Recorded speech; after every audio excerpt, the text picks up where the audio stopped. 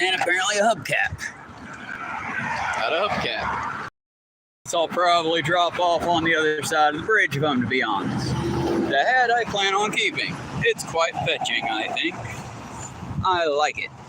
And considering the one at Ace was about $30. The one at Dollar General was about $9. This hat was $8. This hat, yeah, it's a bit of a rough one, but we made it through. I'm gonna go ahead and sit our foot right here, so whoever lost him can find him again, hopefully. Lovely. But yeah, I thank y'all for joining me on this lovely walk. So far playing to an audience, but that's fine. Somebody will come back and watch the ball later, I'm sure. I guess I can talk about responsibility, because that's something that I don't think I quite conveyed the message in the very short time I had with one of my coworkers, who said, and I quote, and it about broke my heart, "Well, I just wanted to get out your way because I didn't want you to be angry with me."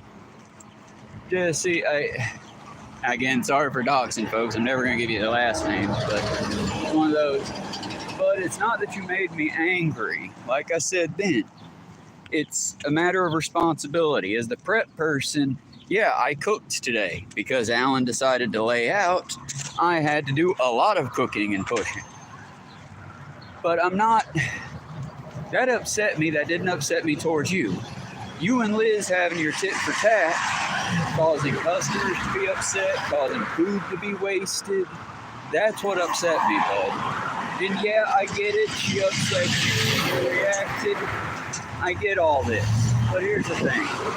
At the end of the day, like it or hate it, our job is to feed these good people and to try not to waste food. We have a responsibility.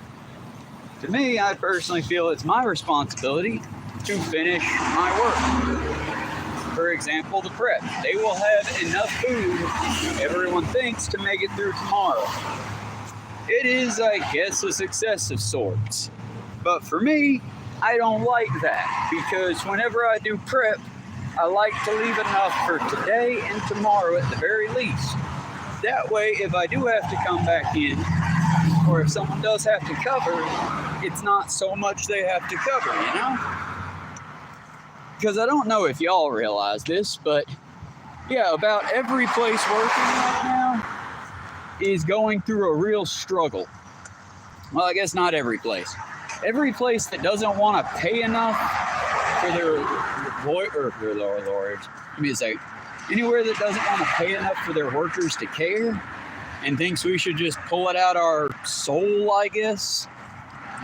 Yeah, they're having problems getting people that do the job. And as I've explained on here before, I don't care about the company. The only reason I don't keep my uniform on is because I don't want the higher-ups to know that I'm talking about them.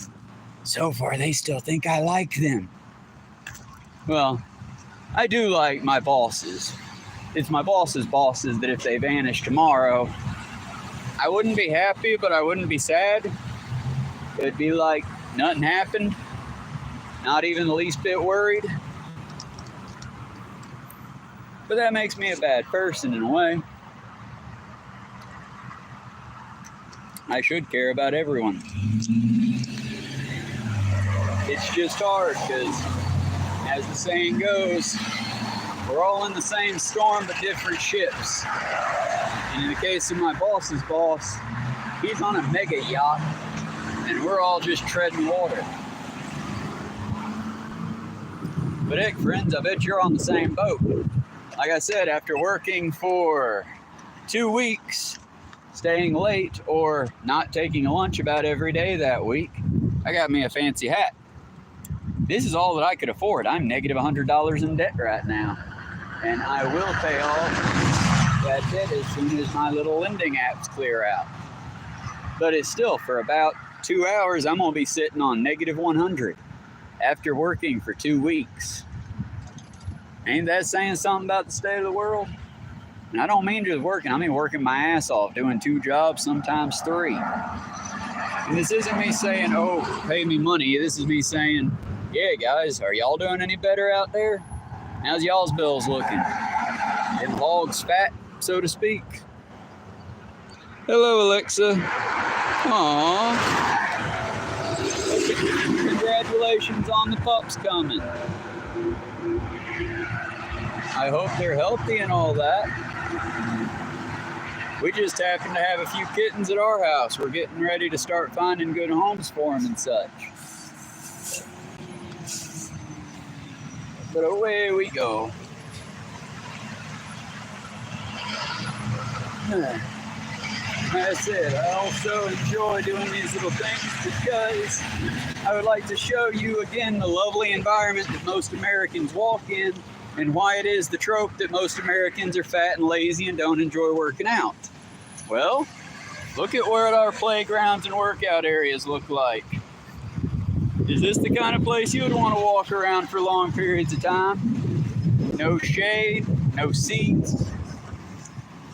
I mean, there is if you want to pay for it, if you can afford to get some at the establishments that have them. But at the same time, no real third places. This is my shout out again to all my fellow Georgians. Let's bring back those third places. Libraries, cheap coffee shops, places for people to meet and hang out and exchange ideas and talk. Neutral grounds for people so that we can find like good talking points. Like I said, I don't know. I don't have the answers. I'm just a dude that cooks food for people and who is starting to really doubt that anyone knows how to cook for themselves anymore, given how many people order burnt food.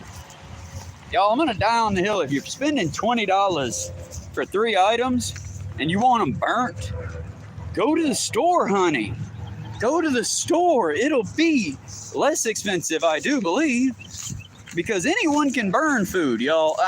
I will die on this hill. If you are ordering burnt food, there is something wrong with you. Like, I'm not trying to be mean. I'm not trying to be judgy. I'm just trying to ask, why waste the money? If you want it burnt, just burn it at home. I mean, the whole reason that I go to, like, for example, let me do the camera flip, show off these wonderful eateries again. If I go to, say, K-Bop there, I'm going there, flip, I'm going there to eat a delicious Korean meal. If I go to Best China, to quote the meme, I'm going to eat a succulent Chinese meal. I'm not. If I'm gonna, the whole thing about it is, I don't understand because it's such a waste of money. And if you want to know what the dish is supposed to taste like, you should order it as it's intended. And if you know you don't like it, then why are you ordering it? And if you just like the taste of burnt things, I'm sorry, what's wrong? Who hurt you? Because my mother did that, and I still don't understand why. And she is the only person until now that I have burnt food for this much. Because there's like a little panicked animal in my head that as the food starts to burn, it's like Gollum in Lord of the Rings. You're earning it, you're earning it. What is wrong with you? Like I say, it's a tiny pet peeve, an itty bitty bitch compared to the numerous things that are worthy of bitching about. Hello, WD Chain.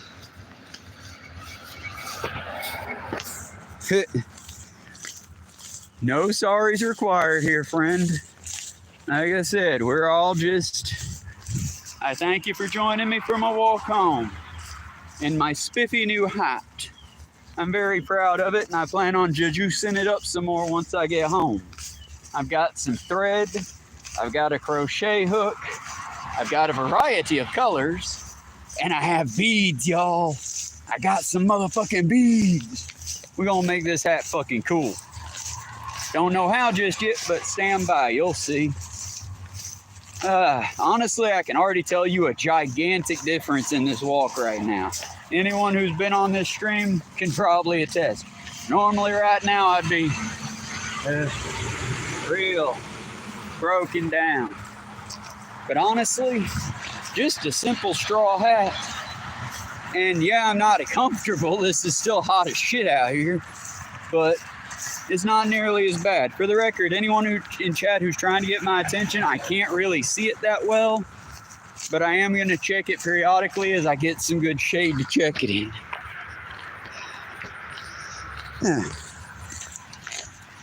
But yeah, like I said, I like the idea of building community spaces for people. And ideally, in this case, show this to your local Bartow County people.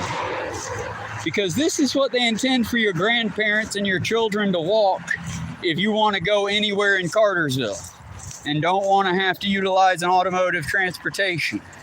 Because Bartow Transit will work, and they work with the people. I'm not shooting at them in any way when I say this, but they also, maybe due to the fact that, okay, this one is a bit of a shot. Why do people do that?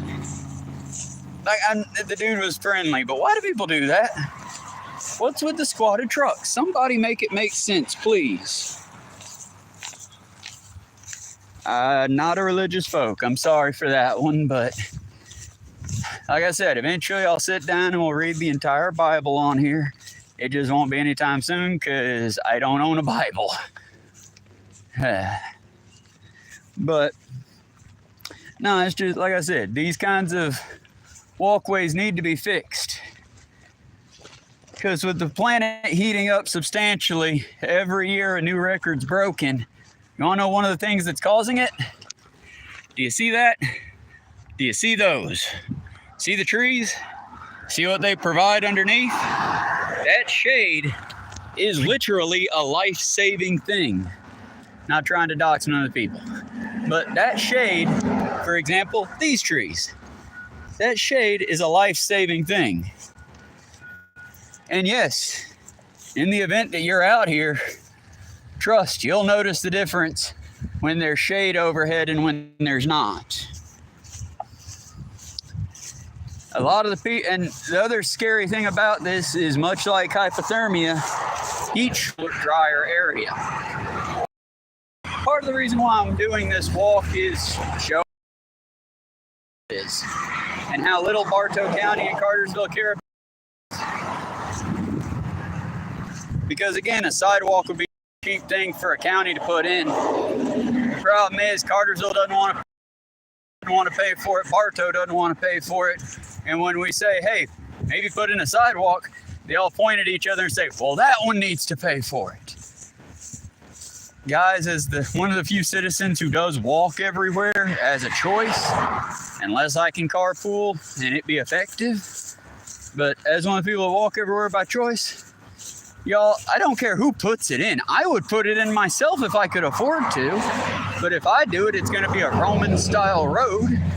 I'm going to put a cardboard box or two or a dozen or 1,000 down between here and there to kill some of this pokeweed that grows up and these gotcha bushes and these poison ivy plants. I'm going to put some cardboard down to kill that, and then as I can afford it, I'm just going to get bags of sand. And then as I can get them by the river and picking them off the ground, rocks. And I'd be willing to do it, but I don't want to, start it and then, get told that I'm vandalizing something. Or worse, get a portion done and get told, I need to stop. Because, just to bring it back towards the soft sit, folks, the whole thing about it is, yeah, we live in a society. But I guess I'm crazy. I think the society should help the people as well. That's just me, y'all. Here's the thing. Where we're at right now, we're about halfway. I would have to come to here and then go that way for about, I'd say 40 to 60. I'd say maybe 10 miles. Because it'd be going that way, then cutting back like I'm going this way, then walking all the way to where the power plant is. I think that dude just did an illegal turn technically, because that was an unbroken line where he turned at. any police department that actually was worth their snuff watching. Nah, I'm kidding, like y'all would actually do that. That'd be so much work to get a ticket out of somebody.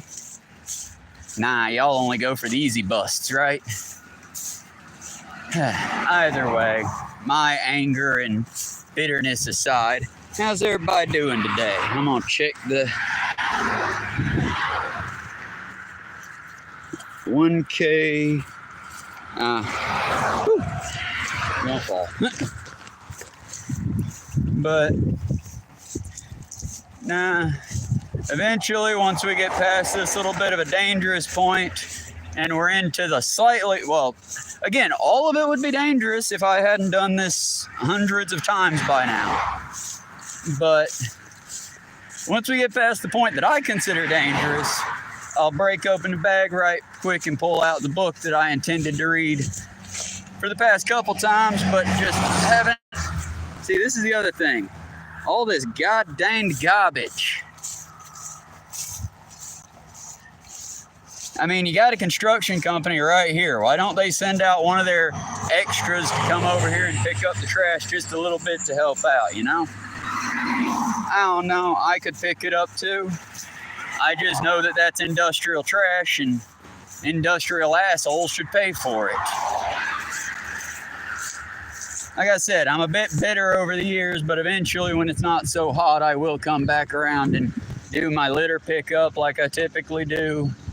At least once a year, I'll try to at least carry a bag or two of trash off the side of these roads. But it's just little things, you know? Hell, what I do to make a difference is I don't add litter to the side of the road if I can help it. Anything I add is completely biodegradable. Typically seeds and or food. And if I leave a container, it's a paper container. That's just, like I said, y'all, it's little things. Responsibility, like I was telling Jesse about. Because, yeah, I can just let it go. It's not my problem. But, started to slip there, because if you notice, not even here is it safe and level unless you're over on the road, which if you're over on the road, hate to tell you, you're going to be dead. So it's sort of about planting your feet and being very cautious while looking in two directions at once. And I do enjoy the fact that at least today the people are being a lot more honest with themselves. Yesterday we had a lot of those nice folks that swerve out of our way. Today I think you're all going to get the real experience and get to see how close these folks get. Don't you feel safe in Bartow County, folks? Doesn't it feel like the kind of place where you can just go anywhere, follow your legal rights to be able to go where you please as long as it's your two legs carrying you? Yeah, I feel safe too. It's important to note, though, we are booming and expanding. Maybe one day I won't have to be walking past this jagged, very hot, very sharp, very loose piece of metal that's just begging to spear somebody. Or maybe our city's good road department and highway safety division could riddle me why this has been this way for God only knows how long. I mean, at least since I've been back in Georgia, so over 5 years. And imagine, if you will, somebody's driving down the road here. They might have tied one on, or they're just, driving down the road here as a normal person might. They lose control over the bridge and swerve this way. Well, whoa, they're not going to get stopped by that bar, are they? So they will likely careen over that and into here. Don't you love Bartow, folks? Oh. Not the button. There's the button. Like I said, y'all. Yeah, I'm a little cynical, but it's because look at where I've grown up. I've been looking at these same broken things since I was this tall, and then this tall, then this tall, then this tall. I've been looking at the same broken shit that my counties and cities won't fix. Mostly because Like if a county sheriff's department has a Slim Jim program, which is basically if you lock your keys in your car and it's within typical working hours, the sheriff or somebody will come and get it out. Lots of places have it. Marion, Illinois had it at one point. And it's fun as hell. Let it happen to you. You accidentally lock your keys in your car and you need one of them to come help you. You will quickly discover where you are at on the city's map, because you will get bounced back and forth between, oh no, that's county, that's not my problem. City, oh no, that's not city, that's county, friend, that you need to call the county. And then they'll have a little tit for tat, and then eventually 6 to 8 to 12 hours later, they'll come help you, maybe. Or they'll just hope that you helped yourself. And I'm a firm believer, if it's self-help, you didn't need help. But let's go ahead and continue on the lovely path, and I'll let y'all see what I see. Because we've got so many churches and charities and events and mega churches. So my question is, where's God on this side of the road, just covered in dead animals and debris? Where's that God at now? Because he could turn the dead animals to snowflakes, could turn the corpses into just flowers and beds. And eventually that'll happen, but that won't be God. If we want to give it a fancy name, we can call it Nurgle, the grandfather of rot. But really, it's just the great circle. It's how everything goes. Everything gets a return eventually. But I like to do this now because it's almost become a tradition of sorts. Check it out, y'all. The couch is still here. And a big turtle friend. Check out our turtle friends. Fuck yeah, turtle. Oh, they ran off. I was a loud bitch and they ran off. Shows what I get for being a loud bitch. At least I know that the food I throw out doesn't go to waste.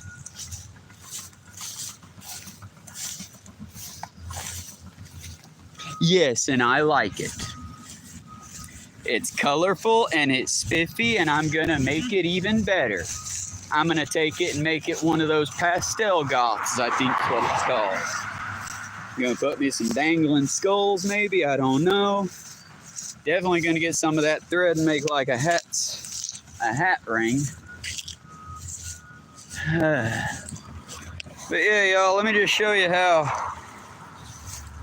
as I creep close here, if you were to slip, that's how far you have until nature will stop you. But it's okay, y'all, because I'm sure all of these drivers will drive extremely safely and not at all like drunken maniacs through here. I'm positive you are absolutely safe. Just reminding you, though, as our pathway slowly narrows, the way down is getting much steeper. I'm showing you this route, but I'm probably going to have to cut across. It's just a nicer day, and I'm not nearly as overexhausted yet. Even though I only sat down twice at work, and I did not take my full 30. I might have taken a 5. Oh, I hope I didn't catch you on film, buddy. Poor little fella. Yeah, like I said, is it wrong that I'm becoming used to the smell of rot?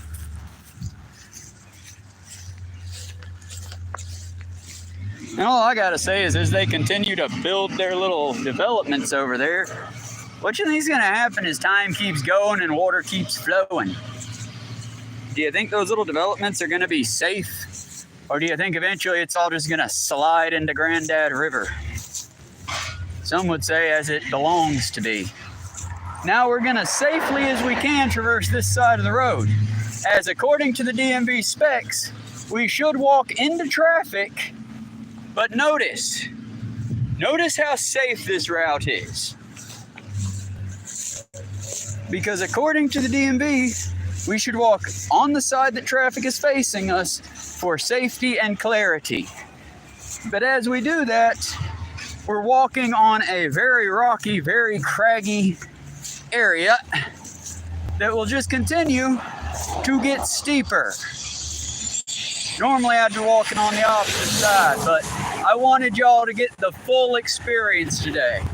Because imagine, if you will, you are just a kid, a young teen, or God forbid, a very elderly person heading out of their home to go for a walk and go to Ingles to get you a bagel, a strudel, a donut, or some other delicious delicatessen. I don't think I said that right, but y'all, I am out here walking. I don't got a script. But yeah, just picture that. And now picture Grandma trying to get through all this to go get her a delicatessen item. Still don't sound or feel right in my mouth. Either way. Will Bartow ever change? I don't know, y'all, but we'll keep you updated as we go.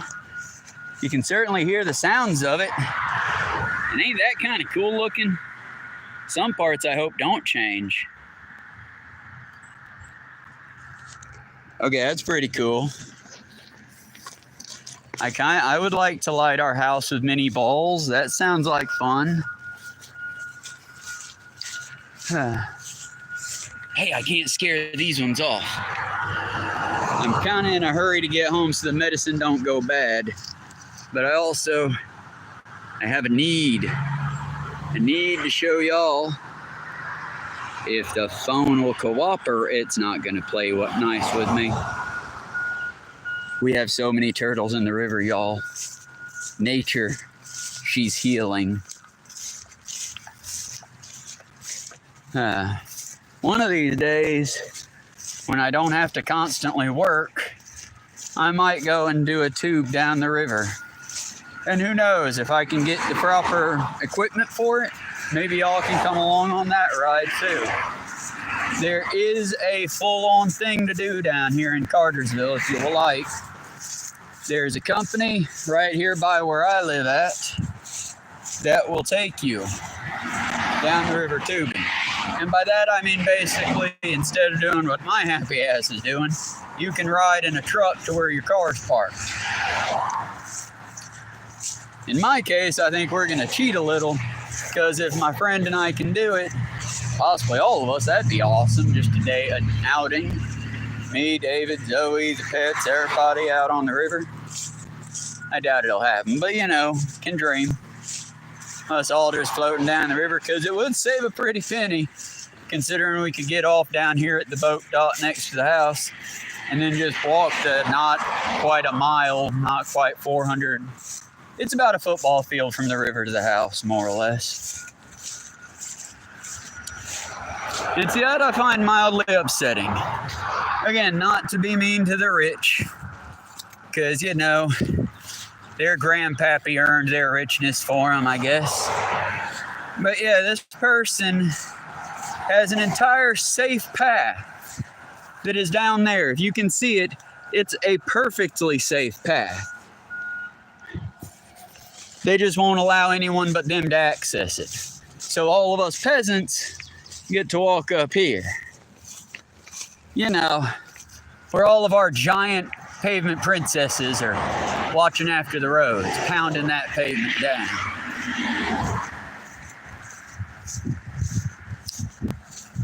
Again, big truck does not necessarily signify tiny penis. Maybe they're a forestry worker. But that's about as big as I'd ever want to have as a truck, and it's still a bit too big in my opinion.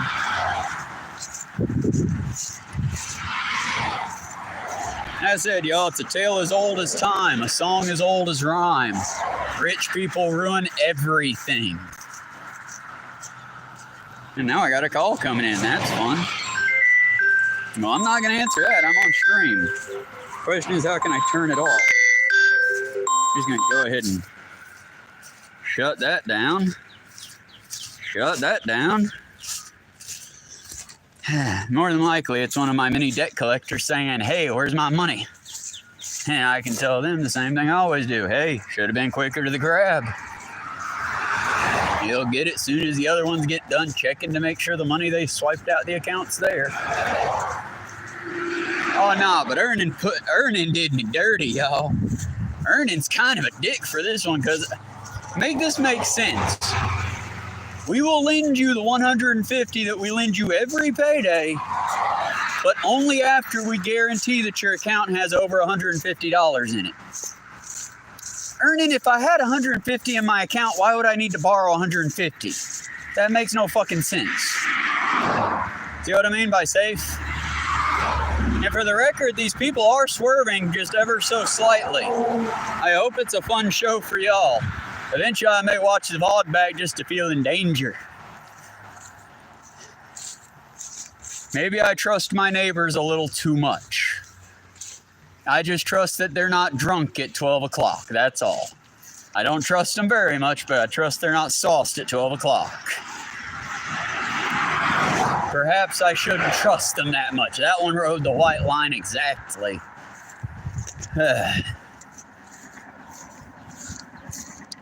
But yeah, every day's a dream when you live in the boonies. Is this the boonies, y'all? Is that what this would be considered? I don't quite know myself. Because it's like, oh God, I hope that's not going to be caught on camera. I smell it, I don't see it.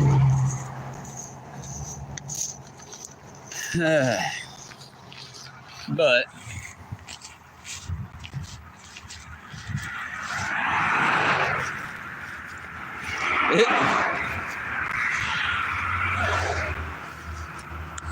yeah. Well, I mean, I don't know anymore. Kids these days don't have hobbies. Would we hear banjos in the distance?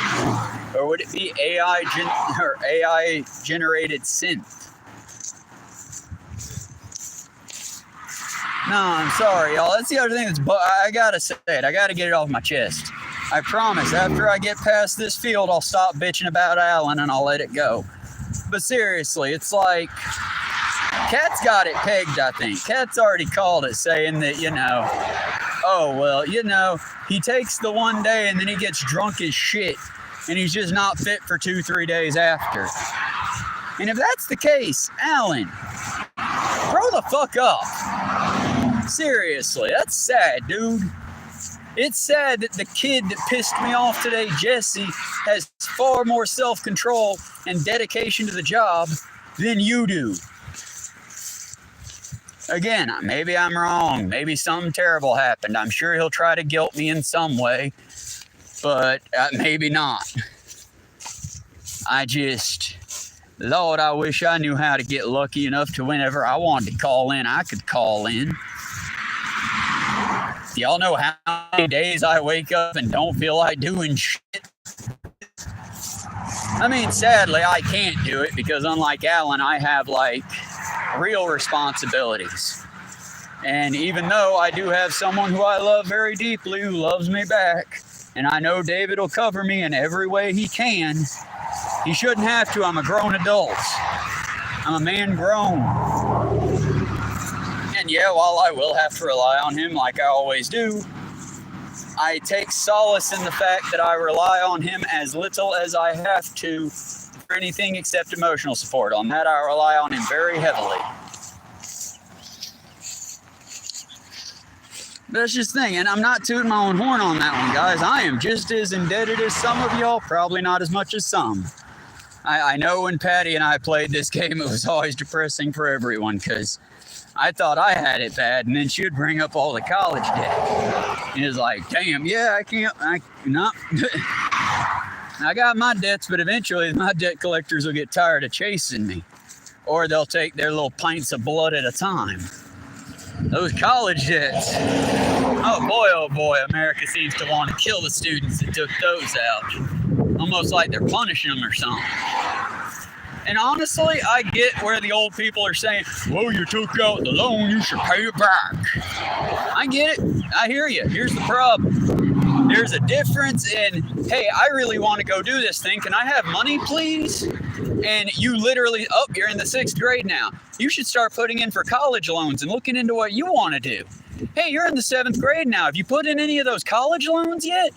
You really should be getting into what you're going to need to loan out versus what you're going to be able to get through a scholarship. You're in the 8th grade. Are you ready? Things are happening quick. You'll be 9th and then out of here soon. And they do this shit from the end of middle school all the way until you leave high school. Now, in the tail end of high school, when I was in there at least, I just realized I'm not speaking directly into the camera. Y'all can see out in front of me. But when I was in high school, at least, at the end of year 12 was when I actually had the AI, not AI as in artificial intelligence, AI as in the Art Institute of Atlanta. That fellow came into the school and came to my art class and all the other art classes that were there. And they sat in, and then they pulled like half of us each aside. And they had us, in my case, they had me draw a couple different comic book-ish characters. They told me to draw a couple background designs for them. And then they said if I wanted a scholarship, I could have a ride. It wouldn't be completely free, but it would pay for more than half. And the only reason I turned it down was I had felt that I had responsibility to the girl that I was in a deep relationship with. And I was going to go up to Indiana to get married to her because she had moved here in our sophomore year. Either sophomore or junior. But yeah, if it had not been for that, I would have taken out student loans. And who knows, maybe I'd be designing Magic the Gathering cards for Wizards of the Coast. Maybe I'd be even in an even more fucked scenario than I am now. Because y'all, anything can happen at any time. I want you to always remember that. Because my best friend in the entire world, the man I rely on for everything, it seemed like, we found each other randomly, just what I'm doing here. I was walking down the side of the road, and he asked if I needed a ride. And I remember saying no a few times, but then finally on a day like today, I cracked and yeah, sure, yeah, why not, yeah. And it's been history ever since. We've had a lot. Oh God, that smell's getting strong. I hope that it ain't gonna be near the road's edge. Nope, I see it. Oh, poor fella. I guess it's a deer, that, not a fella. Either way. There, but the knowledge to not go out in the road go I. That deer mistakenly thought that people cared more about life than they do about getting there quicker. Clearly, that deer was wrong. Because understand, these folks would run me down if they thought they could get away with it. In America, though, we have this lovely self-destroying system in place. Because if they hit me and don't kill me, well, then I'll take this video footage, track them down, and sue them into oblivion. If they do kill me, well, that sucks for me, huh? I guess I should have known better than to be a pedestrian, huh? Hoi, hoi. Alright. Just after this field, we'll stop under this tree here. Now, after I finish this bottle of blackberry pure leaf tea, which, by the way, I hate to say it, would not recommend. Not bad. I mean, it is what it is, but it isn't very good at what it is, if that makes sense. It's no Peacock Tea Room. Aw. What do you mean the kitten fell?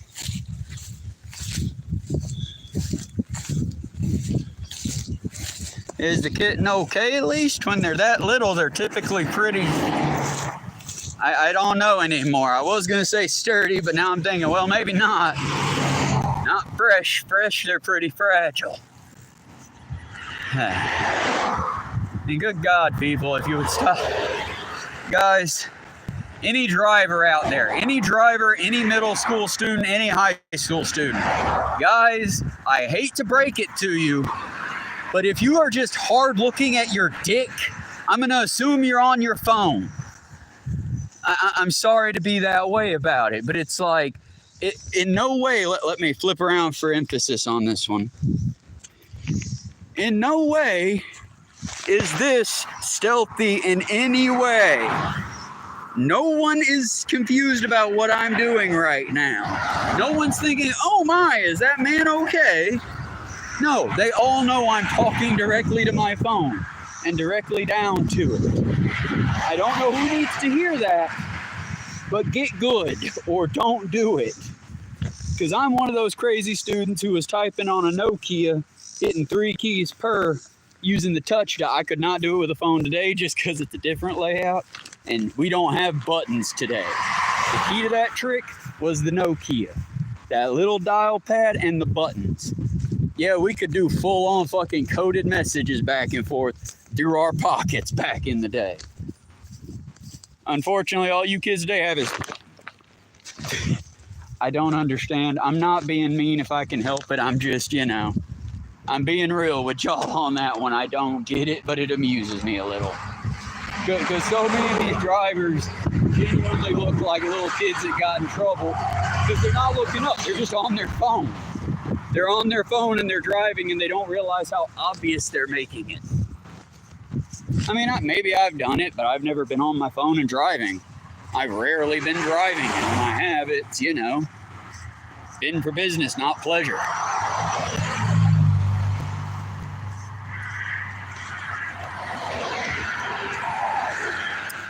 Plus, with YouTube and Spotify and Pandora, if it's still around, and all the other ones, I don't understand why you would need your phone while you drive.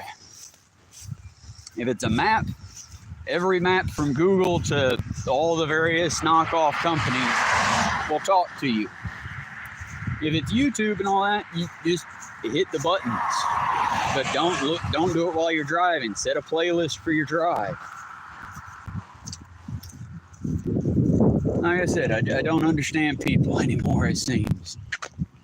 Responsibility is something that's just gone, and I don't understand.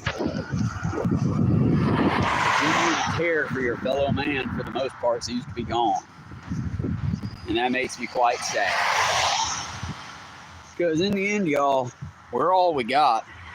And currently, we're living through the 6th Great Extinction event. And I hate to tell y'all, I hate to be the bearer of bad news on this one. There's no guarantee humans make the end of this extinction event. We might very well be the cause of our own extinction, handing the world over to the cockroaches, whatever else can survive in our wake.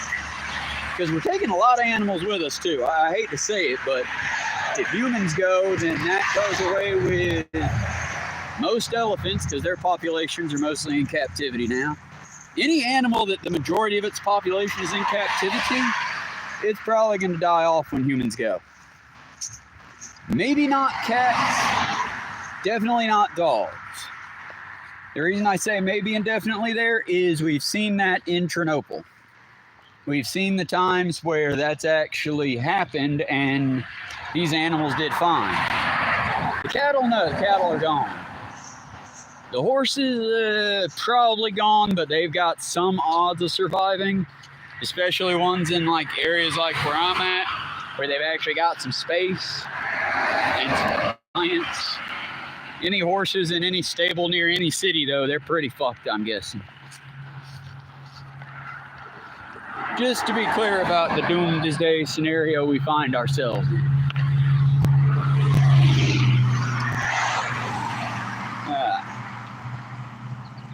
But yeah, y'all. Well, I should have parked under that last tree, but let's make it up to this next group of trees. That way I can finish off my drink. And we can rock this whole walkout proper, Like I said, I'd like to do what I can to be more than just a rant channel, but to actually give like some facts. Problem is, I'm still learning how to do all this shit. It's about the best I got to be similar to a Joe Rogan. I can point out where things are, I can point out where to find them, but I'm still learning how to like add a caption at the bottom that'll have all the doobly-doo in it. Best thing I can suggest is channels that do it better. Crash Course is a great example, a phenomenal example. And Hank will probably even say it in a nice way that doesn't make you feel like we're all gonna die. Because I can't think of a better way to put it than how that one climate change scientist said it. He planted an orange tree back in 2025, or back in 2017. And he said more than likely, due to how long it takes an orange tree to get to the point of giving fruit, more than likely the human race will be gone before that plant that he planted gives any fruit. And I hate to say the man's probably right, but we haven't exactly changed for the better in the time period he gave. I mean, it's 2025 now, and I can tell you it's a lot hotter right now than it was last year at this time. And due to all the greedy fucks just basically killing our mother planet, it's going to be a lot hotter next year too. But there is some hope on the horizon. And I hate to put it this way, but there is some hope on the horizon. China has planted more trees and more solar panels than any other place. And if you're worried about the human race as a whole, well, China has survived for over 5,000 years. Several countries have got dynasties. America's just a little bit slower than they are. And when it comes to like the climate problem, the biggest one, for one, just take it out of the rich people's hands. Put it in the hands of actual experts. And you'll see, plant more trees, especially trees native to an area, reforest. I mean, again, why UK is super hot right now, but why do you think England's better off right now than they would be otherwise? It's because they're a forest city. And yeah, they could do better. I mean, let's look at the Industrial Revolution and how that ravaged us all. Gotta get my lid without dumping my tea. But it's like, you know, they learned from their mistakes. Whereas we Americans, well, we make beautiful stuff, I guess, to some disgusting people. To me, it feels more like an Andy Warhol thing. Not Andy Warhol. Which one was it? He was the real, the boring one. And it wasn't Andy Warhol. Andy Warhol was the crazy one, right? The one that did the soup.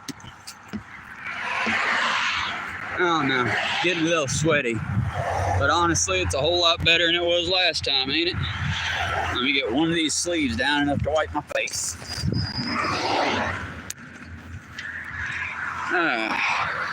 I'll look up the name later. Because it's been brought up enough that I'd know him. His art is just super generic. He's known for Cabin in the Woods, Cabin in the Swamp, Cabin on the Beach. He does a lot of like very Americana, boring ass pieces. And a lot in the case of Dexter, it appears in one of the episodes where Dexter's girlfriend, for lack of a better term, not the main girlfriend, but the one he picks up somewhere without ruining the plot line.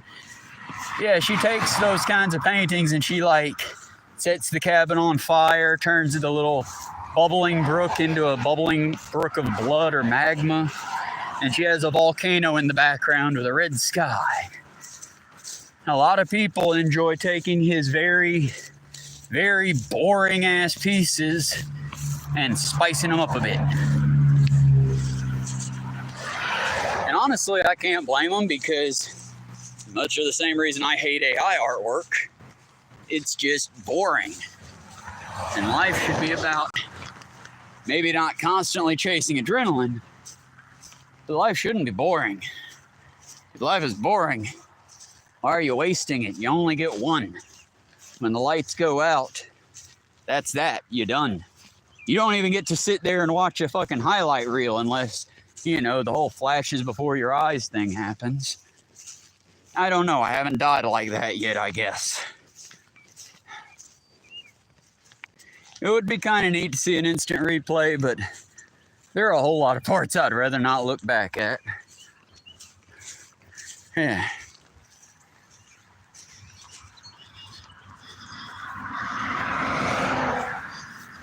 Okay, well, as long as the little fella's okay.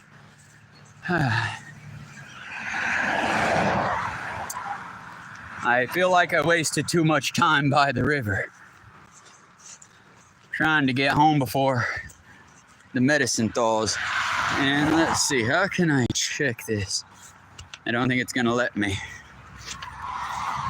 I don't know if I can do it without it being screened, and I'd rather not.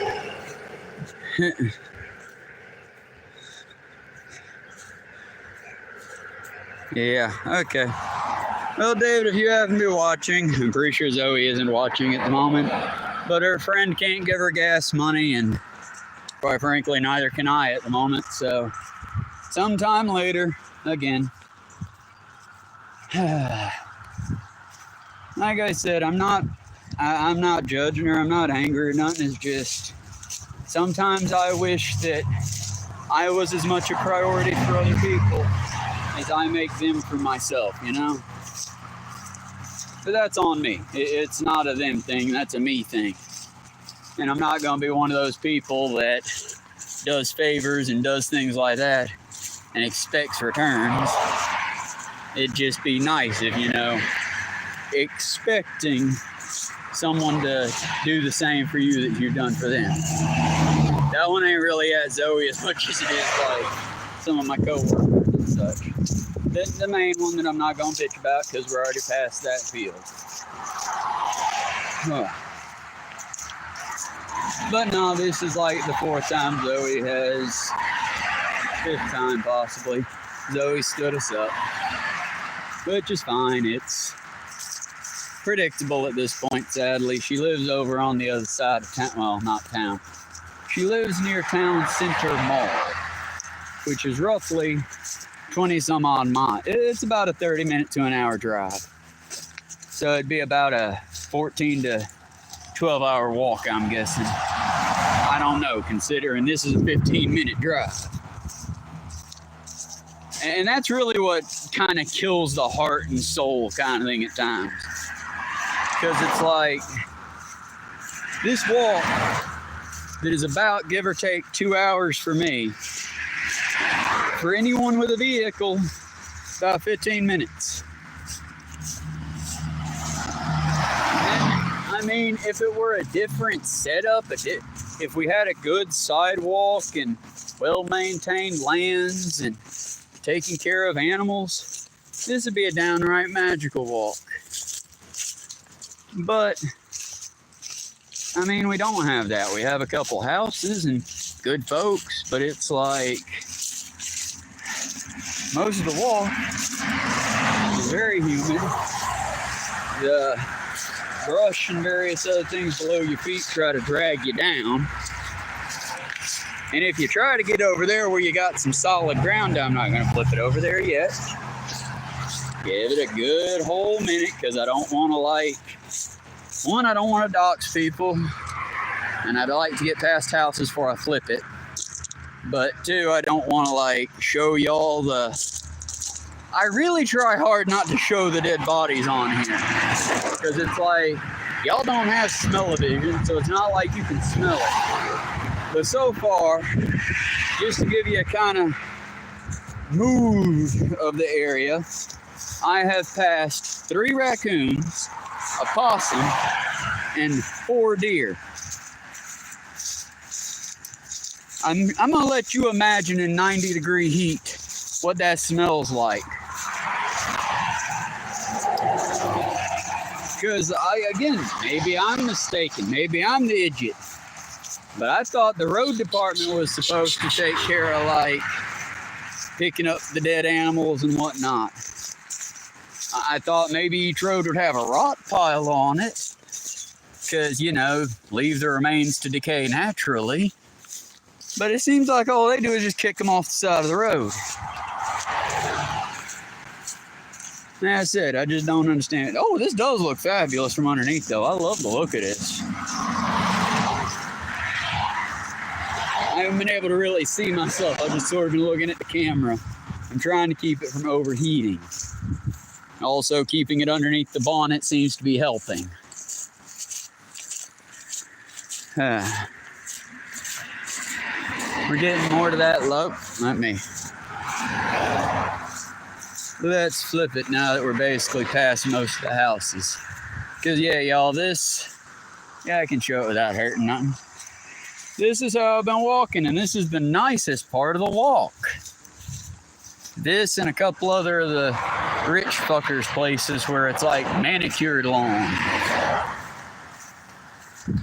But also all I can think when I'm walking over that perfectly manicured lawn is, wow, this used to be a wild piece of nature that would give forth beauty and blessing. And now it's just grass and car and death and garbage. And garbage, garbage, and garbage, and garbage. See what I mean? Beer, beer, beer. Road debris, beer, beer. Liquor bottle, liquor bottle. Beer can. I mean, at this point, I get happy when I just see something Coca-Cola or bullshit based because, well, at least that one wasn't alcoholic, right? At least that one wasn't so bad for them and their families. But then after that, it's beer, beer, beer, whiskey bottle, energy shot, more vape pens. Guys, I hate to tell you this, you shouldn't really throw your cigarette butts on the ground. They don't really decompose that well. Vapes, though? Vapes don't decompose at all, friend. They're fucking plastic. What the fuck are you doing? And I'm stuck on a branch. Just walking that branch with me right now. Huh. That was a Gatorade bottle, see? See, we get and then right there with an Ultra bottle. Or an Ultra can and a Bud Light. For every item we find that is not an alcohol-based beverage, there are 3 alcohol-based containers. Michelob Ultra, Fireball, water bottle, Coca-Cola that was only half drank. So I'm guessing that's a spittoon. Red Bull, Starbucks. Hey, yo, maybe I just got proven wrong. That's nice. It's not so much fun when that happens like immediately.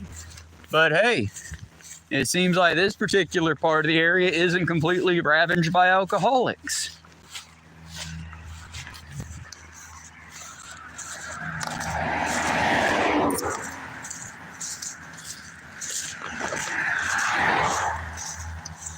Hey, but then I do get a little bit of joy looking through there. I mean, it's not much, but it's a little.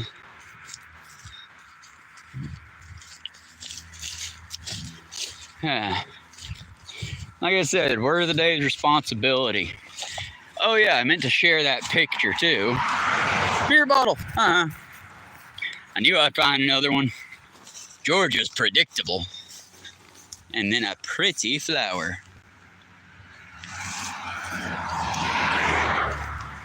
Like I said, I like the scenes of the woods.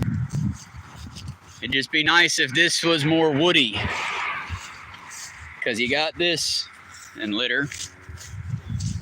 But you got this beautiful woodscape.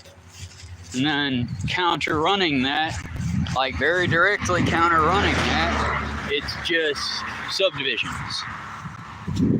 And soon-to-be subdivisions.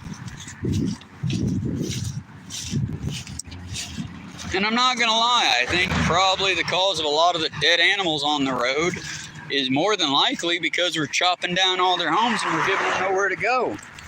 And again, it's not like any of these good people are gonna slow down for a weary animal on the road. Most of these people would hit me and take it as extra points.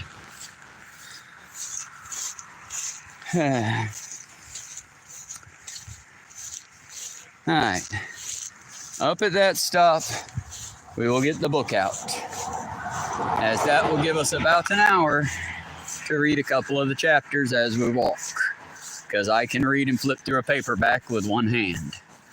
And after there, it should, emphasis on the should, be mostly flat. Also, just super stoked that we made it this far. We're going on the hour mark now. If anyone who's new would care to like and subscribe, I'd super duper appreciate it. I know right now the only one in my audience is David, and he's already thoroughly subscribed. Heck, it's probably directly because of him that I could afford the fancy bonnet. Jumping through the ditches, 'cause we can't walk up there. And here's a fun one, y'all. In that direction, if you just run towards that power pole, about where that tree line is and cutting all the way across, there's about a 20-foot drop. Just a flat crack in the land itself. Like they wanted to really divide that power line. Oh, by the way, there's Georgia Power. You see the stacks? If you want to go to a city meeting, you've got to leave my home, go all the way to where we started this journey at, and then walk back to that. And from there, you'll be able to walk the additional 15, 16 miles into U Harley proper to get to the U Harley Civic Center and Historic Center to go to a meeting. Or, big or, Bartow and U Harley could get their head out their ass and put a way to cross at that bridge for pedestrians. Because it literally cuts U Harley in half.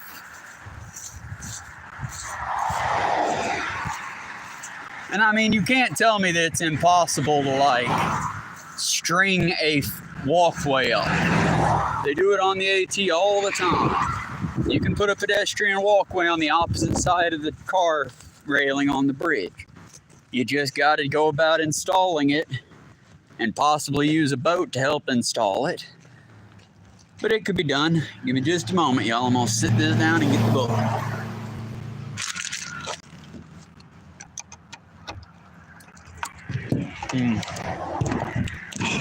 I'll move these branches a bit. All right.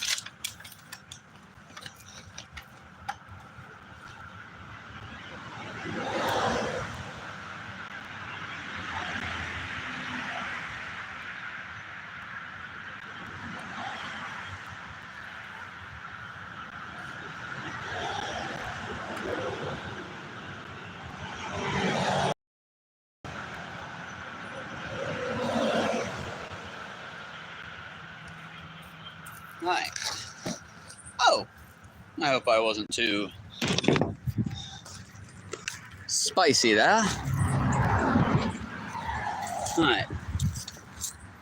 Now, and see what I mean? They had a nice little brushway that y'all probably saw in those other videos, and they scorched it and cut it down.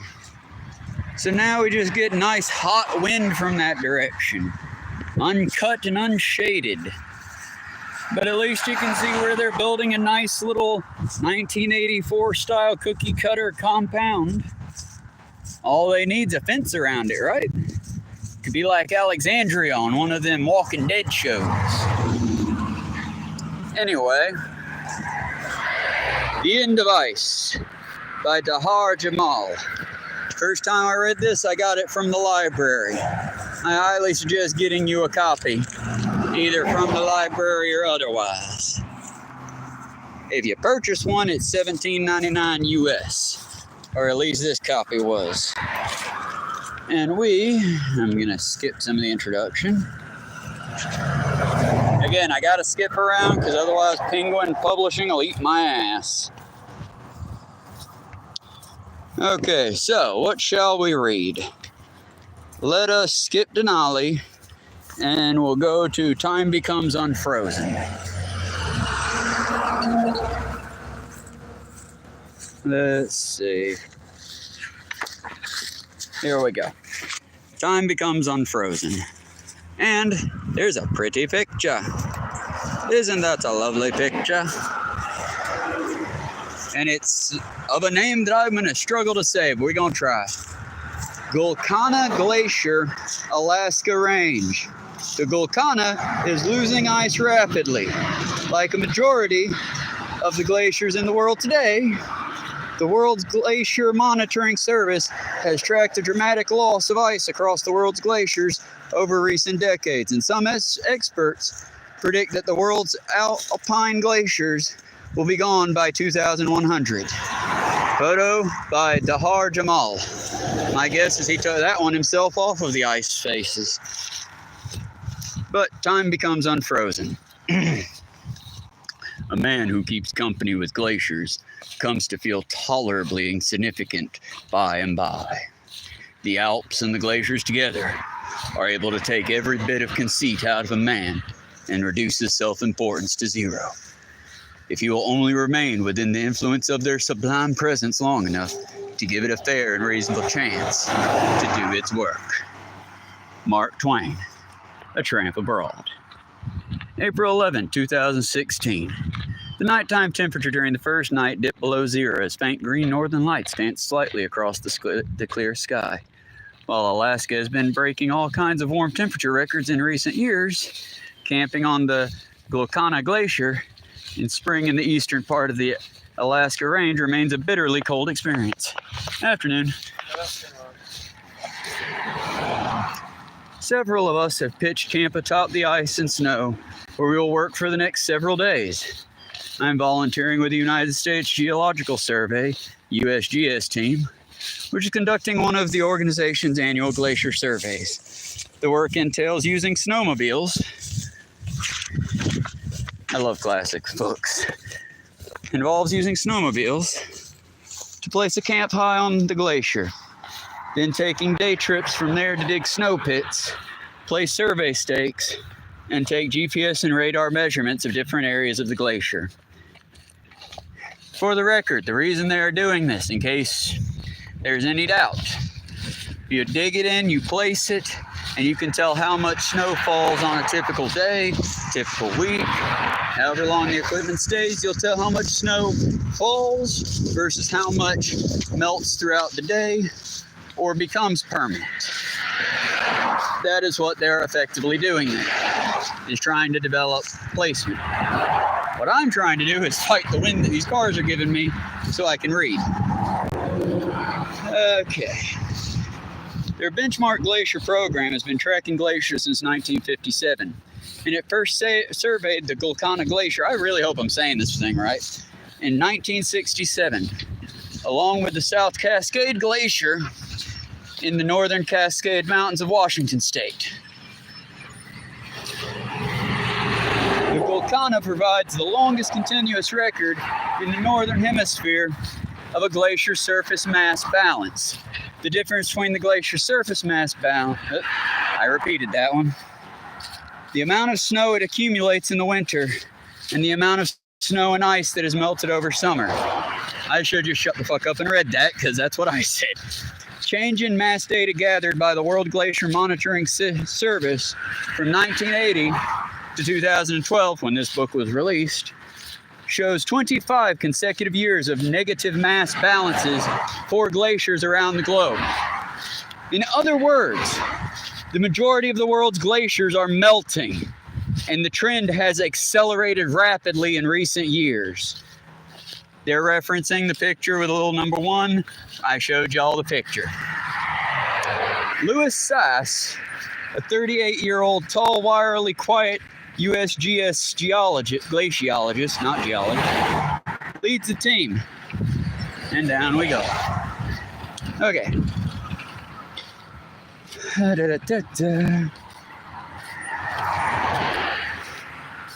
38-year-old tall wirely has worked to guide on Denali for several years. Sass is an itinerant mountain man. I don't know why they said it that way. Basically, the man lives on mountains. He does what I do, but he does it for fun in a much better environment and far probably less and more hospitable. I'd ridden from Anchorage with him and Ern Wharton, another glaciologist, as we drove past mountain ranges covered in what was left of another year of below average winter snowpack. They both shared their fascination with the glaciers and the planet. When I asked them what they like about being with the USGS, they spoke about a deep curiosity to understand how and why things work as they do. The USGS is one of the premier scientific research organizations in the United States, and both of them had worked in Antarctica and had an extensive experience in their field. Just after pulling onto the trailhead, we offload the snowmobiles and prepare to head up onto the ice. Sass explains that glaciers and ice fields are already adjusting to how we have warmed the climate. There's no place in Alaska that isn't feeling the effects of human-caused warming, he says. The Gulkana is a prime example. I had a page flip. The Gulkana is a prime example. Since 1974, the terminus has lost 500 feet of thickness, and while the glacier has two side glaciers flowing onto its main trunk, as Sass puts it, it's eventually just going to be the two higher side glaciers. Sass and his team dug snow pits and plunged long metal survey stakes down into the ice each April. When there is the maximum amount of ice and snow on the glacier for the year, they then return at the end of the summer when the ice is at its minimum and log the changes they find. Again, like I had said, they basically take a stake, say that this natty ice or Bud Ice can is a stake. They take their stake, they plant it, they let the snow fall as it may as the years go by. Snow falls, snow melts. And then they come back and they judge how much has been developed there. And that basically, those two numbers together, give you the reading for what it is. The actual snowfall reading. Because yeah, you can go out there any day that snow falls and get you a reading. But without the prolonged time, there's no real... You're not collecting or gathering anything but random data. It'll take the full year. Oh crap! I lost my place.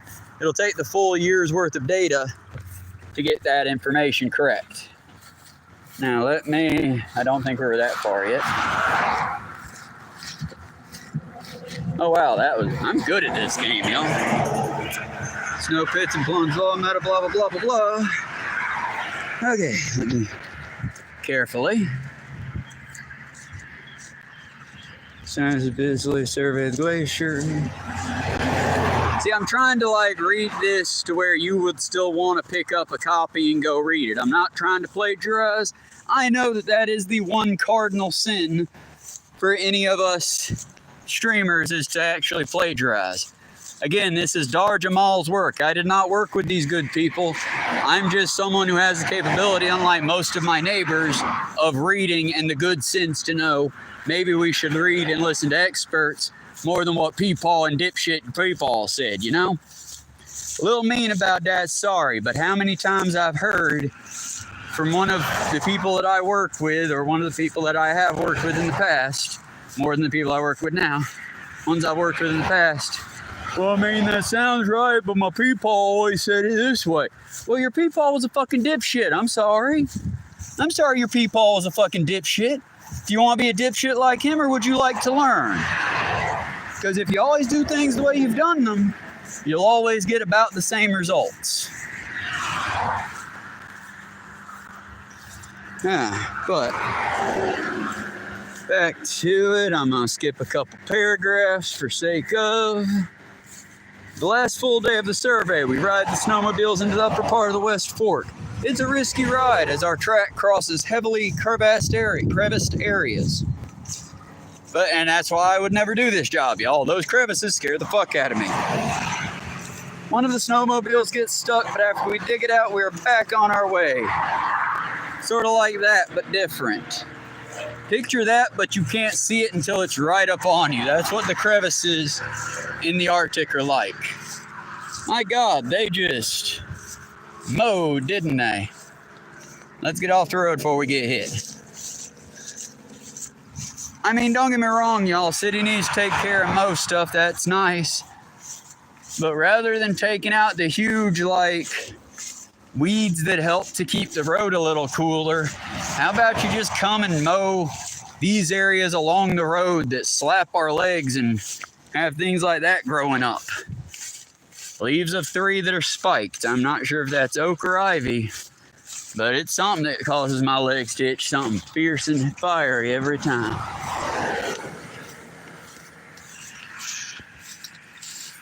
Like I said, it's just, we keep doing away with the natural world and we wonder why it's getting so out of balance. We wonder why we're losing control of the world itself. Well, it's because we abandoned our mother, so now she's kicking us off. It is calm and sunny in the bluebird day in the mountains. The hulking white mastiff of Mount Sanford, standing more than 16,000 feet tall, is visible far to the southeast. The rugged Chugach Mountains, C-H-U-G-A-C-H, Chugach Mountains, run in a long white spine to the west and to the south. While Wharton and Sass pull out snow core samples, the two other USGS scientists are cruising around on the snowmobiles, mapping the upper glacier with radar. The electromechanical ice core drill, a drill used to core down into the snowpack atop a glacier in order to sample layers that have formed through the annual cycle of snowfall and melting, gently whirs and grinds its way downward. And Sass pulls up snow and ice cores from the 16 feet down and lays them out on a foam pad for Wharton to inspect. They look for rain layers, ice layers, and indications of other weather changes in the size of the ice crystals. Something this book will not mention because it had not happened yet when this book was written, but it has now. Bill Nye covered it in his show, Bill Nye Saves the World, when he talked about this subject. But y'all, did you know the California wildfires can actually be predicted or can be seen in Antarctica? They're collecting bits of debris and ash from California and Canada in these glacial banks. That's how awesome and neat and freaky it really is up there. All the stuff eventually blows up there, it seems. It's sort of like how when we first reached the Marianas Trench, one of the first things we found was we had already been there. A pair of dead, plastic, lifeless eyes stared back at us from some child's toy. Did it get thrown out, find its way into a creek, into a river, into the ocean? Did it get pooped out by a shark? Probably not, because it wasn't like broken down or nothing. More than likely, it looks like what happened was some kid on a cruise or otherwise threw the bear into the water, and because it was all polyester, nothing natural about it, nothing down there wanted to eat it, so it just stayed down there until we found it on camera. Again, Google that one. It feels like an urban legend. Maybe I'm gonna get proven wrong and it turns out to be, but last I heard, that did happen, and it was one of those moments.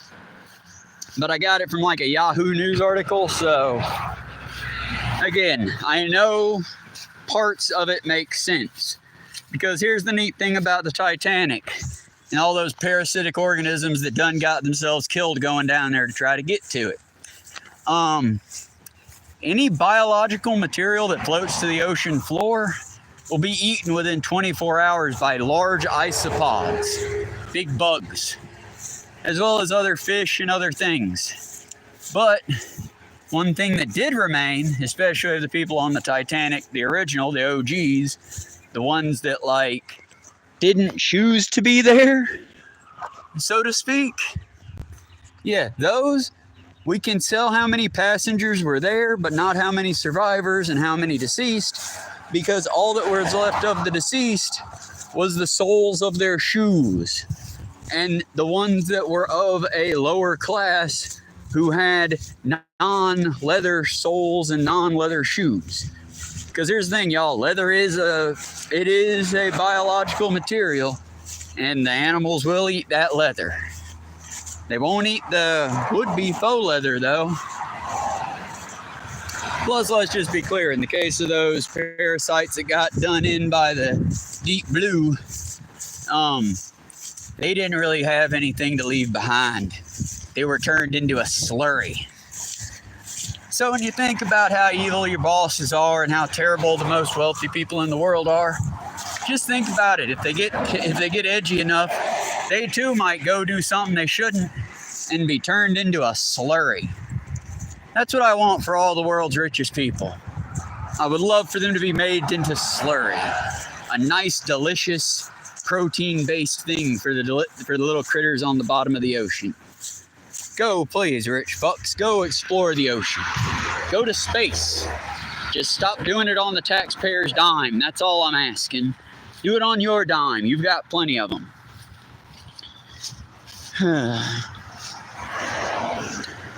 Let's see now. Nice and feet down, lays them out on the phone. Okay. Sass pulls up snow and ice cubes from the 16 feet down and lays them out on a foam pad for Wharton to inspect. They look for rain layers and the ice crystals. Any glacier is a finely tuned indicator of climate history, and they all tell a sobering story. Alaska's 100,000 glaciers cover approximately 79,000 square kilometers, comprising one of the largest areas of glaciation outside of Greenland and the Arctic. On average, we're probably losing around 50 glaciers each year now, Sass says, and that number will increase if we continue business as usual emissions. After we wrap up, we head down. From the bottom of the fork, I peer up at the glacier and the two rivers of ice funneling into its main body, which is a mass of 1.5 kilometers wide and 300 meters thick at its deepest. Thinking of all that ice that will no longer be there in the not-so-distant future boggles my mind. I was curious about the extent of glacial recession on mountains that I knew well. So a month after Golconda trip, I climbed Mount Rainier, the icon of my home state, Washington. Taking the standard route up with two friends, I was taken aback by how much had changed since I had first climbed the mountain 22 years earlier. From crevices at 12,500 feet that would otherwise be covered so early in the season, to glaciers that had lost over 100 feet of thickness at around 10,000 feet. The transformation was breathtaking. It was one thing to read scientific studies about the ubiquitous loss of glacial ice, and quite another to witness it firsthand in places I'd been to before.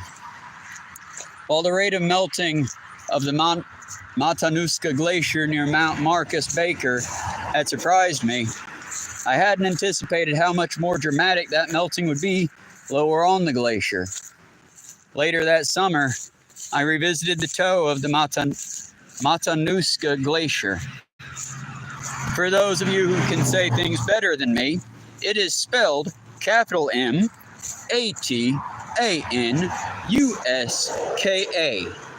Best approximation I have, Matanuska. I was hooked on phonics as a kid. A couple of hours east-northeast of Anchorage, I used to ice climb there at the beginning of every winter climbing season as part of the Mountaineering Club of Alaska's annual ice climbing festival. The glacier had been receding and thinning noticeably. The lower glacier, where I used to climb each year from 1996 until 2003, had changed radically. The left side of the glacier, now referred to as a lobe of ice, had stagnated next to the active, moving portion of the glacier. Likely during one of the glacier's recessions, dark in color from collecting dirt and rock debris, the lobe was no longer receiving snow and ice from the main body of the glacier, and it was slowly melting away. My old photos show the lobe, but only as a thin, dark layer. Now it was more than halfway across the glacier, with one arm of it even reaching the 3/4 of the way across. The glacier spanning the valley. It was even squeezing the opposite side. Okay, let me retry that entire paragraph because I'm not happy with that. Now it was more than halfway across the glacier, with one arm of it even reaching 3/4 of the way across the glacier, spanning the valley. That's better. It was even squeezing the opposite side, threatening to cut it off from the toe of the glacier as well. It appeared as a blackish virus working its way across the white and light blue of the active glacier. Sass had mentioned to me that the Matanuska had thinned dramatically, as have most of the big land terminus glaciers around the state. Aside from the receding toe of the Matanuska, had not shrunk in area over the last century, but as Sass put it, it's deflating by losing mass. The debris on the glacier was a sign that it was continuing to thin.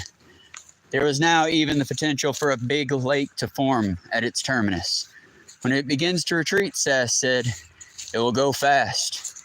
Losing all or most of a glacier will have a dramatic impact on the ecosystem it helps to support and on the local weather. That's not even to talk about the cultural, spiritual, and economic impact it will have. For example, in August, Alaska's governor issued a state disaster declaration for the Matanuska River, which was flowing powerfully in a large part due to the meltwater from the glacier during a record-breaking warming summer. The swollen river threatened homes and communities downstream, and at one point the river eroded 14 feet of land in just 12 hours. I want y'all to think about that for a minute. Think about that for a minute. I want you to take a look at our friend the tree here. See the tree? Picture the tree is that landmass. 1, 2, 3, 4, 5, 6, 7, 8, 9, 10, 11, 12, 13, and 14. That much gone in 12 hours. Imagine your home's on that. Imagine your school's on that. Imagine your road is on that. Because that 12 hours is not a lot of time to prepare, to set up a safety net, or to fix. Hell, let's say there's a train track or otherwise set up thing on that 12 acre or that 12 feet. It's gone. And yeah, y'all, people don't think about how quickly things happen when you hear things are going to happen. It's like that one kid, and don't do this. I don't think you can do this anymore. I think Walmart learned. But that one kid that went into Walmart all those years ago, like 5-10 years ago, and lit the fireworks display that was in the home and gardens area. He just lit one firework in his defense. He just lit one, and I'm assuming it was a he because they were masked in the video. But again, maybe call it sexism on my part. I just don't picture little girls being quite that, I don't know the word for it, reckless? Either way, they lit one firework. And literally within seconds, that entire lawn and garden, that entire Walmart was on fire. Walmart changed their policy. That's why now most stores have the little firework. I don't know quite what it would be called. Shipping container? I mean, they build it up like it's a little shop. They put a thing on the front. It's got a counter. I'm sure they've even got little registers in it. But it's basically a metal shipping container because if somebody's stupid and does an act of arson, which make no mistake, folks, if you do that, that is like, you're going to be away for a while when they catch you. And they will catch you because arson scares people. And if you do something that scares them, they will come out in force. I do think they caught the person that did the arson in the Walmart all those years ago. Because again, of course they did. Y'all, we aren't quite as wired down as the UK is as far as stuff goes. But like, look, y'all, you can get away with a lot of crimes if the police in your area are lazy. But you can't get away with scary crimes. People start going missing, people are going to notice that. Fires happening, people are going to notice that. Just saying, nobody's that slick. Don't ever try to be that slick, you know? But where was we? Back to the doom. Okay. Powerful large to the meltwater. Oh yeah, that's the other thing people need to realize. When glaciers melt, all the rivers around that glacier are now no longer safe to do anything that you were previously doing in them. What I mean by that, simply put, is that if you were kayaking, you're not going to be kayaking on that river anymore. That water will be moving entirely too fast, and because it is entirely from runoff, it will likely be far too cold for you to endure being near it. So it hurts the travel industry and everything else, typically. Now, even so, a company called Matanuska Glacier Adventures now owns the land at the toe of the melting glacier and is capitalizing on it, charging $30 per person just to get anywhere near the glacier and offering tours for $100. The company charges $40 to camp where other climbers and I used to camp en masse for a weekend of climbing in the glacier's open crevices. Now fully privatized, the area just west of the receding toe of the glacier is crammed with noisy ATVs and new buildings. It's groaning with the sounds of construction, large trucks, chainsaws cutting down trees, and bulldozers. Meanwhile, the Matanuska River flowing out of the glacier is growing larger than I've ever seen it. The entire operation is a mad dash to generate a fast buck as the glacier melts, even as the glacier itself feels ever more like an afterthought, darkening and receding into the background. Similar to the folly of investing in infrastructure along Florida's coastlines, but not a far smaller scale. But on a far smaller scale. Large sums of money are being spent to expand tourism infrastructure for something that is melting before our very eyes. Okay, I'm gonna go ahead and end that there for now because I'm starting to damage the book with my sweaty ass. And I'll pack the book in once we get to that next shady spot up there. But y'all, can we see the pattern that's developing here? I mean, there's also another one, not by Damar Jal, but by another climate expert. That one I have on Audible, so I'll have to get the info for you later. But it says, the heat will kill you first. Another one that he did that I highly suggest you reading first is the water will come. And here's the thing, folks, because he did speak to Florida at the time, the Florida governor, and he did speak to a lot of construction in Florida. Here's the thing, construction crews, they aren't planning things long term. What they're doing is planning a project to get it planted and then moving on. In the case of Florida, if you want to plant your flag near the beach, that's fine, but you're going to have to build yourself up about 12 feet of a ground insulation, or a ground like slab to build off of. Because the thing about Florida, folks, she's sinking. Florida, a colony built on the bones of dead water creatures, mostly clams and shellfish.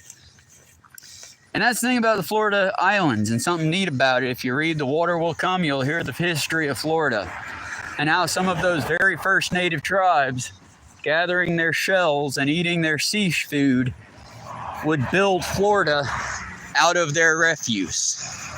Basically, as they eat a clam, they would throw the clam shell into the water, and over generations of people doing the same activity in the same area, the Keys got a nice layer built up.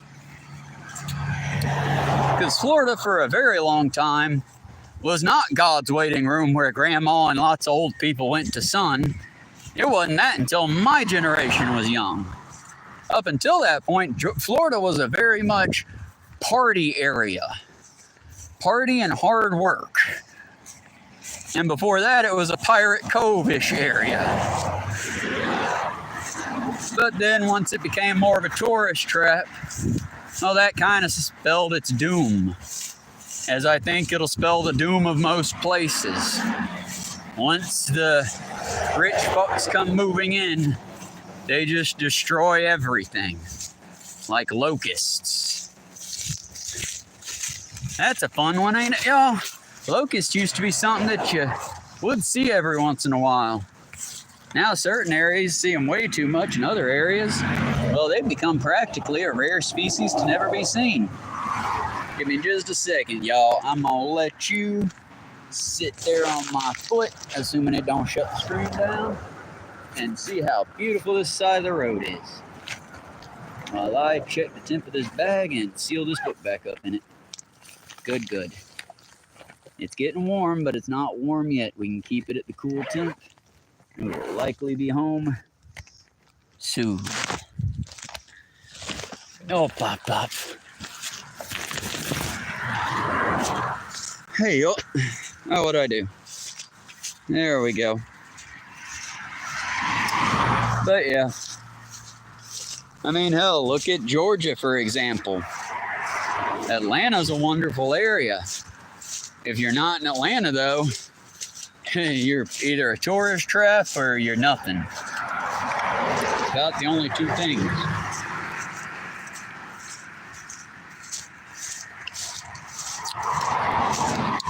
And since my town's slowly turning into a tourist trap, doesn't that just like something wild come charging out of there any minute? Yeah. Like I said, since my town's losing a lot of its charm, I just thought I would, as long as I can walk it and record it, give you all these daily little see what's happening around. Because one day, in the far future, I may be an old person from a retirement home watching these videos and thinking, my God, they really did fuck it, didn't they? And again, I could be proven wrong. Anything's possible. Well, maybe China takes over America and makes us a good country. Maybe all the bad things you've heard about China's propaganda completely from the top to the bottom. Maybe not, who really knows? I know they sure are putting a lot of smoke in the air, ain't they, folks? Whole lot of dust. I hope nobody around here has any breathing problems. Because boy howdy, that construction crew sure don't care. And for the record, I'm not adding the workers of that one. It's not on them. They're just doing a job, and quite frankly, in 98-degree heat, I don't think they should be doing the job.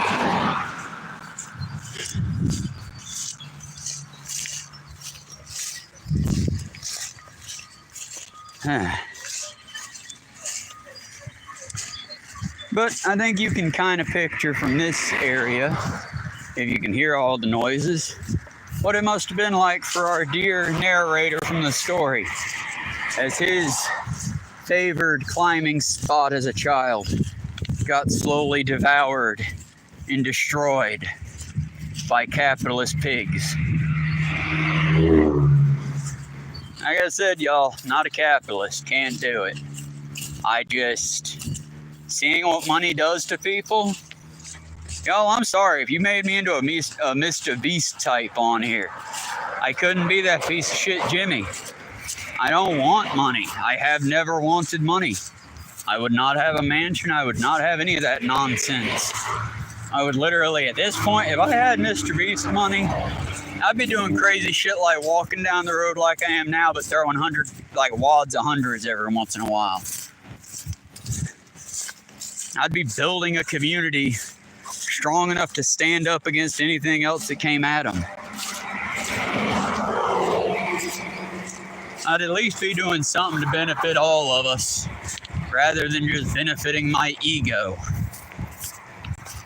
As that seems to be all that most of America seems to be good at, is massaging our deflated egos.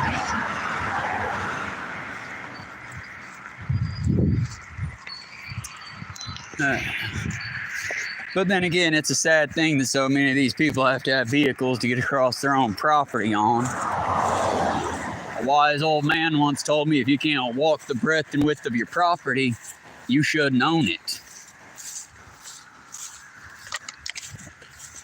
That's not to discourage the differently abled by any stretch of the imagination. That's just an example of how and why it is that we allow so many greedy capitalists to own acres and acres and miles, and yet some of us, we don't even get to own a jar of dirt. I'm saying you should be as angry about this as I am. To quote a self-righteous, self-entitled movie that was basically Pocahontas with aliens, they're killing their mother and they're making you watch. More or less what we're doing here is we're killing our mother. Our Mother Earth is dying and screaming out. And all we can do, put in another pizza place, put in another subdivision, build another church to another dead god. Because again, y'all, if your God's here, I'd ask, why didn't your God save any of those poor deer? Why is it that my route is completely covered by the stench of the gone and the dam?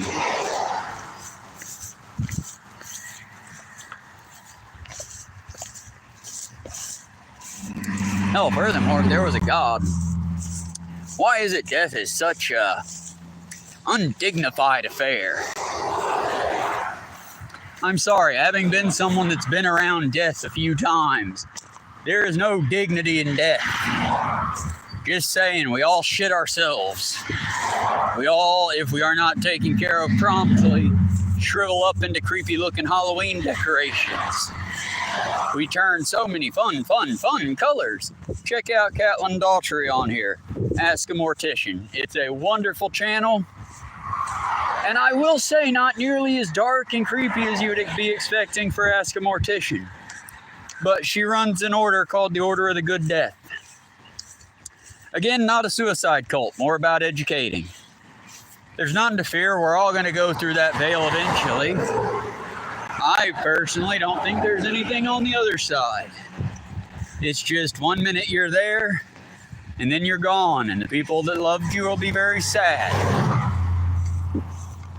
But we'll all go through it eventually, so we should be adults about it. And, you know, prepare properly for it. Eventually, I'll have to start getting my affairs in order. My problem is, what I want is something that America don't really smile upon. I want an open-air funeral. Meaning, simply put my body in a paper sheet or something of that nature, put it out in some open field, ideally away from other people. I'm not trying to freak nobody out. And just let nature do its work. Possibly put something over me so that when it's all said and done, you can gather my bones and put them somewhere. But I'll be gone. And being that most of the people I care about are older than me, I don't think that I'll be left behind by many people, if anyone. But if anyone is around after I'm gone, hopefully no time soon, just do me that favor, would you? Find me someplace, disarticulate my body, or slice the tendons up so I don't turn into one of those freaky mummy things. And then let nature have me. Let the buzzards rip out my eyes. Let the crows have my liver. Let my body go back to what it was before I came to this cursed existence. And let me be one with nature again. Oh yeah. But then again, I've always been more of a fan of the wilds, you know, of these sprawling cityscapes. Some of us here in Georgia call that there mountains. Well, I know that there ain't no mountain, that there's a foothill. But I've seen real mountains as well. Some of my fellows here, unfortunately, have never seen real mountains. I meant to upload a short, but I think I'll just finish the piece and then upload it. It's from the witchy coloring book, so hopefully it'll entertain y'all by the color patterns. I would like to be absolutely clear that I hope y'all can tell the difference. I try to label them effectively and properly. I hope y'all can tell the difference between my drawings and like me doing the coloring books. I know YouTube can't for some reason. Not unless I label them. Whew. But alright, y'all. We're just about home. Once we reach the local lovely landmark of JoJo's Market, I reckon I'll let y'all go for now. Or would we like to make it more poignant and go all the way to Dollar General? From DG to DG in one trip. Yeah, fuck it, let's do that this time. Oh. Excuse me, sorry. I'm very sorry about that. That was horribly rude of me. I'm not typically one of those dudes that does that. I think it's the heat's finally starting to get to me. But we had a beverage the entire walk this time. And while I'm starting to get a little stiff, a little exhausted, and yeah, I'd say it's the heat exhaustion, it's not nearly as bad as it was the other day, nor the days before those. Trying real hard to not get nobody in the background because I don't think anybody's around me, but there's houses and such. And as David pointed out, I was just doxing folks the other day. I'm not trying to, and I mean it. Don't harass nobody. That ain't the way. We should be a community for educating folks, for making folks better, not for making matters worse. And I do personally think that all it takes is a little education, and everyone would eventually find themselves on a more socialist side of things. Because that's the thing, y'all. I don't understand capitalism because capitalism is a system of only a few make it, only the few that are rich enough make it. Whereas socialism is we all make it together. I just think that we should strive to be more together in matters. And yeah, the body farm would work. But then I'd have to go to Tennessee. I wouldn't be going back to the environment that birthed me. I'd be going into the mountain soil. Which, I mean, it won't matter. I'll be dead and gone, but just saying. Just in case ghosts exist, I'd like to haunt this particular patch of hell. Y'all heard it, right? I heard it, I just didn't see what it was. That truck lost some. And that was a garbage truck, so I'm guessing it lost a bit of garbage. Nah, I like to show y'all this part of the route, but in this part of the route, I'm kind of cutting through people's yards, and I kind of feel guilty enough about cutting through people's yards. So, focus on the big pretty hat. We'll be through this yard in just a moment, and then I'll let you see what's around again. But unfortunately, at this part, David forgot something, I don't know what. But unfortunately, at this part, short of one little patch road that I'm going to show y'all, because this is a patch that would be completely insane if you didn't have the context that it's just always been this way. It's one of the oldest roads that I know of through here, and I guess it's kind of necessary as they've never replaced it as I fall. Okay, flipping the camera and trying not to dox. No, ain't they pretty? These are harmless plants, I think, and they're soft almost to the touch. Those produce a natural kind of sugar from the blossoms. And look at this road. Look at this road. Look at what they do to us here. Look at this shit. That's a road that people are going 25 to 30 miles an hour. That's a road people are going 20 to 35 miles an hour. And that's the road that people are going 20 to 35 miles an hour. And again, I say that just assuming that they're all obeying the speed limit and nobody's getting and going. But yeah, folks, this is the route that we walk. And you tell me how to watch your back on this particular turn. Because I don't know. I'm just happy most of these good folks here respect people trying to walk and live, you know? I would pick the sign up, but I do believe it's proper if you are no longer doing the event to take it down. And I'd hate to pick it up and then there not be a farmer's market and I make somebody's day real sad. Because I'd be real sad if I thought I was going to a farmer's market and it wasn't there. I love eating me some weird plants. Okay, I need to be more specific. I like eating plants that I've never had the enjoyment of having before. Like the first time I had a star fruit, it was eye-opening. If you've never had one, try one. It's like what a lemon thinks it should be. It's like a lemon, but sweet and delicious. If you've never tried a star fruit, they got them at Walmart, so I know they got them in other places too. Give you a shot at one of them. What I did was just cut it down the side, ended up with little star fruit looking little pieces. Woo, woo, woo. and it was different. And that's just a glove, so I don't mind showing it on screen. In the arms of the angel. Okay, maybe I am getting a little loopy, but we're almost to the Dollar General. And at the Dollar General, we will end stream. But I figured I would take you to the part where most of the time my streams start at. Whee! There you go. Oh. But yeah, I appreciate y'all having watched.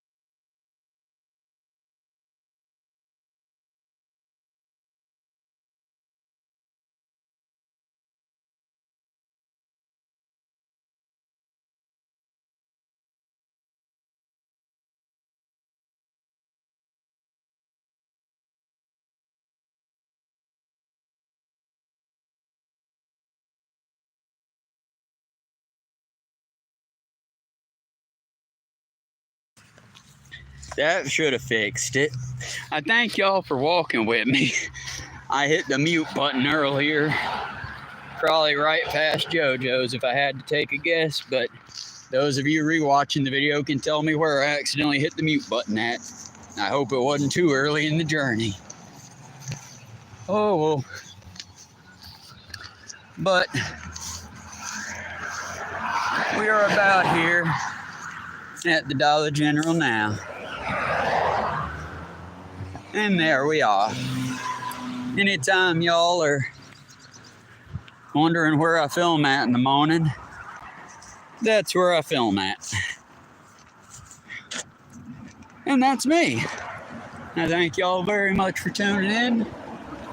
Thank you very much for subscribing and liking if you did such. Whew. Remember y'all, it's hot out here. Stay hydrated. Try to drink clearer liquids than I did because that tea is not doing its job enough. And above all else, y'all, try to be the reason someone smiles today, or be the reason a rich person frowns.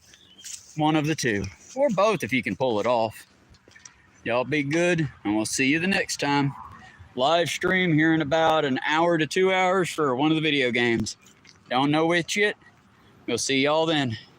Be good. Love ya. Bye. Well, I'm sweating too much to bye.